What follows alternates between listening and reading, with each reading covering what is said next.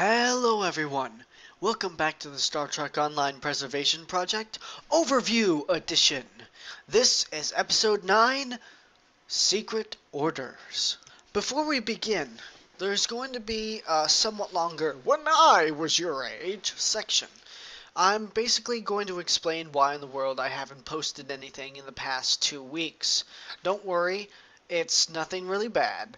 Starting out as usual, Admiral Quinn informs you that Marta, the Orion that you saved from the previous mission on Treasure Trading Station, has informed Starfleet Intelligence of a secret base of operations that the Klingons have set up in the Hiromi cluster, more specifically, the Briar Patch. You know, that place that the entirety of Star Trek Insurrection took place in.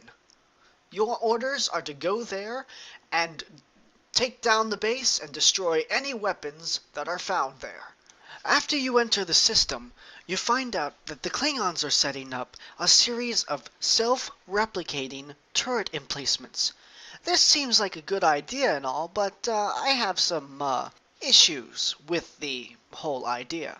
So you quickly go around the Briar Patch, destroying the initial self-replicating turrets so that they don't spread themselves across all of the Briar Patch. Finally, you find yourself right next to the base. Oddly enough, you don't completely secure the area as you beam down to the surface. Once there, you find out that, of course, there are Klingons on board the station, but you also pick up some other life signs. Who could these people be? What is their purpose?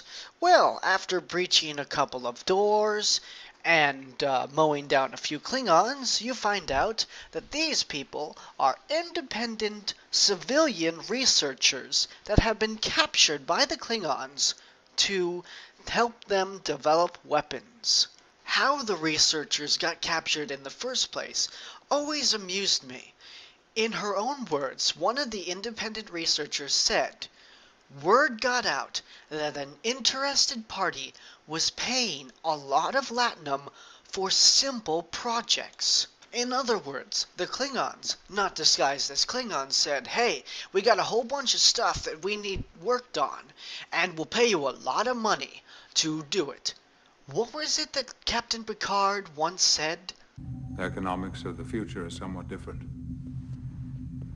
You see, money doesn't exist in the 24th century. No money?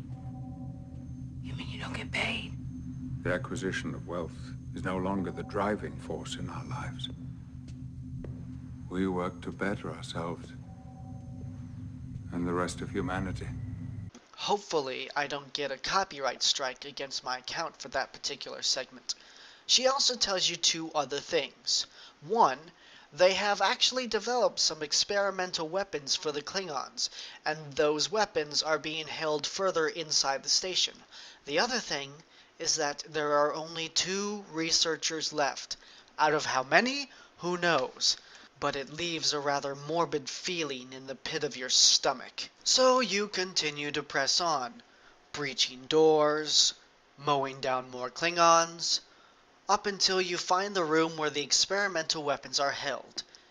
After clearing out the room, you place spatial charges next to the experimental weapons and download the computer core in an attempt to find out what the weapons are and possibly what Bavat's ultimate plan is. After all is said and done, you beam back to your ship and are hailed by Ambassador Bavat. "La ha ha! You are like newborn Grishna cats! I knew that you would stumble upon my base in the Briar Patch. I let Marta tell you about that place, but you are too late. The weapons that I have been creating are already on their way back to the Empire, and you cannot stop them." Well, he was right, and he was wrong. See, the 2 ships that are loaded with the weapons are like directly in front of you, so you intercept them and destroy them. Finally, you warp out of the system, send the computer core data to Starfleet Intelligence, and end the mission. This leads me to the "When I Was Your Age" section of the episode, which, as I said before, is going to be kind of long. First of all, like many before it, this particular mission pays homage to various Trek movies and TV series. In this case, the entirety of Star Trek Insurrection, even going as far as to mentioning the Riker maneuver, in which Riker pulls in some Metreon gas inside the Enterprise E, blows it out right next to some Sona ships, and then sets the gas on fire, causing lots of explosions, destroying one ship, and disabling another one entirely. In fact, I think I'm going to have these homage things part of this particular section.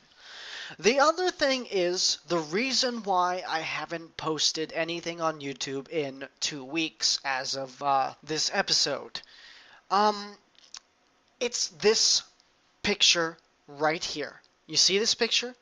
It basically says that they are removing 11 missions from the Romulan storyline and replacing it with 4 others. Well, I took some looking into it, and I realized that I was not going to get into the Romulan series fast enough, so I switched over to Darkness and decided to create a, quote, recreation of the Romulan faction missions from an alternate timeline standpoint, and which I called the Darkness Chronicles, which is totally optional for you to watch. In reality, I had to record 14 missions that they are going to remove entirely and are replacing them with, again, 4 missions.